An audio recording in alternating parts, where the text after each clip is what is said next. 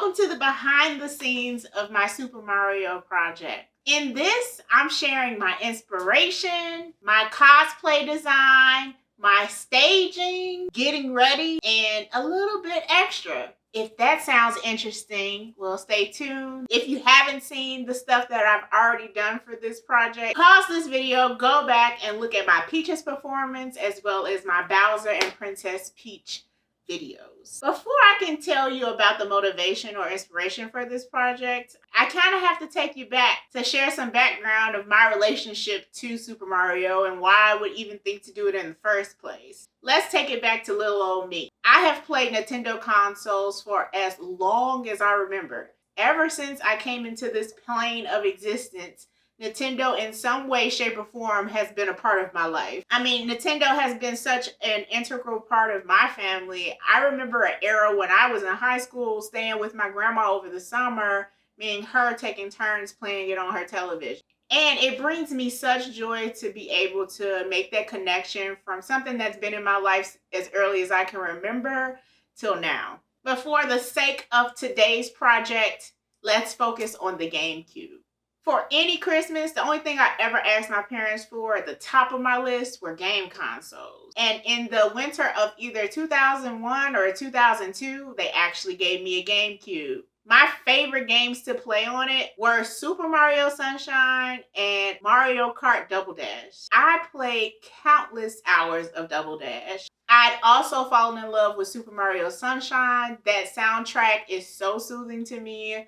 And that's how the game actually remained for me because I could not pass the levels. I eventually just moved on to other games throughout my life until recently.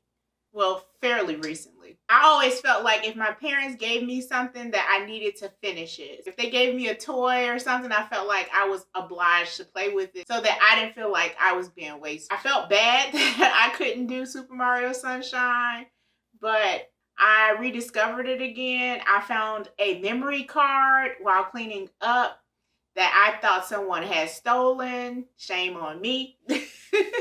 But I was actually able to play some of Super Mario Sunshine and it was so fun to play. And I figured that, you know, my young brain just couldn't process how to pass those levels at that time, but whenever my mind could wrap itself around it, then I would play it again, and I have. So I'm super happy about that. Do you know the reason why I went searching for that memory card in the first place? No? Well, the Super Mario Brothers movie came out, and because there was so much hype around it, I thought back to my GameCube, and I thought I could find my memory card, and I did. So yay! The movie itself was really good. I loved visually what it looked like and the type of feel that they gave the Mushroom Kingdom, Princess Peach, and basically all the characters. I could just appreciate it for what it is. Now, I think that they need to come out with additional movies to make the first movie feel more concrete for me. But overall, it was a really good watch. I really didn't have any complaints about the storyline they gave Mario Luigi coming into Mushroom Kingdom. It was really good to me. I have no regrets. Before I sat down and actually watched the movie, one of the things that really piqued my interest was Jet Black's performance of Peaches.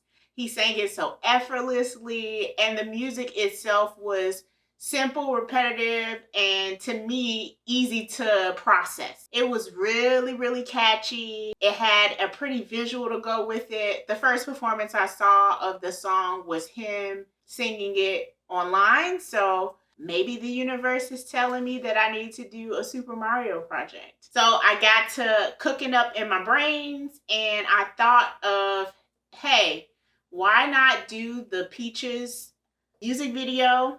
I can do a cover of it, and then I can also be Bowser and Princess Peach as I see fit. So what would my Bowser look like? What would my Princess Peach look like in my creative universe? So I got to thinking up character design and is this cosplay feasible for me, or will I run into obstacles? Before committing to actually doing this project, I got a few reference photos of each of King Bowser and Princess Peach both new and old, to see what kind of elements stood out for me. Before I go purchasing anything for any cosplay, I always go and look in my very own closet first to see what kind of clothing items or what kind of accessories do I have personally that I can bring into the forefront for the cosplay. Here's what I came up with. Starting with Bowser, I knew that I didn't want to wear a turtle outfit. So I got something that I could wear, like my green dress, and then I don't own any spike materials. So of course I had to purchase the spike necklace and the wristlets to kind of complete the look. And for Peach, I knew I didn't have a lot for Peach because I'm not a huge pink color wearer in the first place.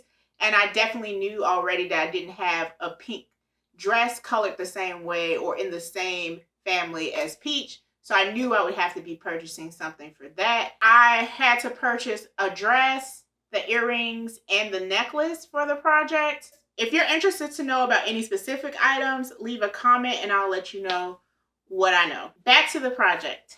Learning Peaches was not very difficult, and I documented my process in learning it back in April. I just condensed it for the time limitations for social media.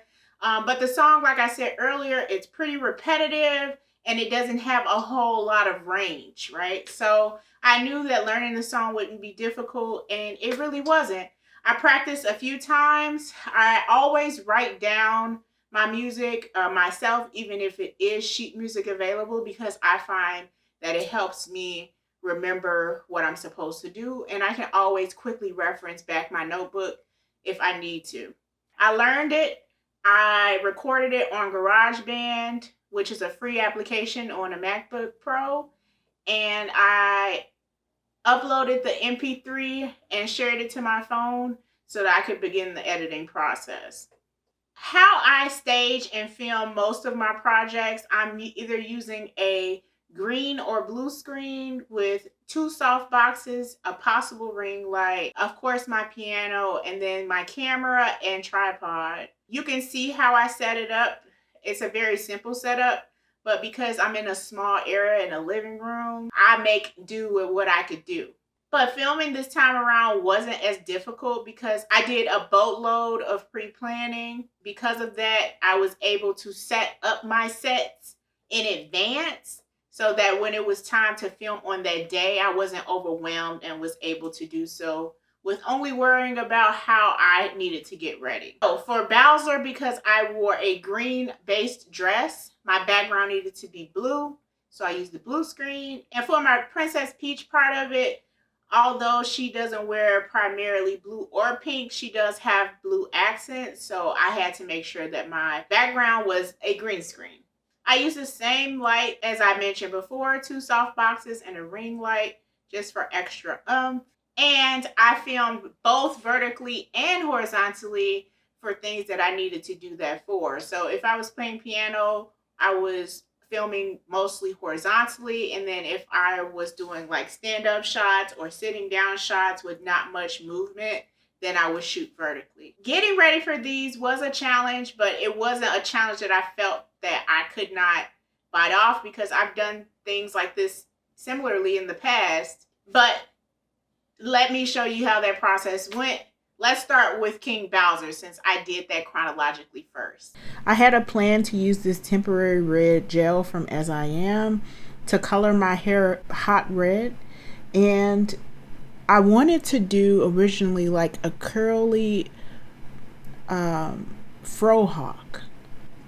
So I pre-parted my hair and just rubbed the gel in. Of course I used gloves, and I had the genius idea of using perm rods.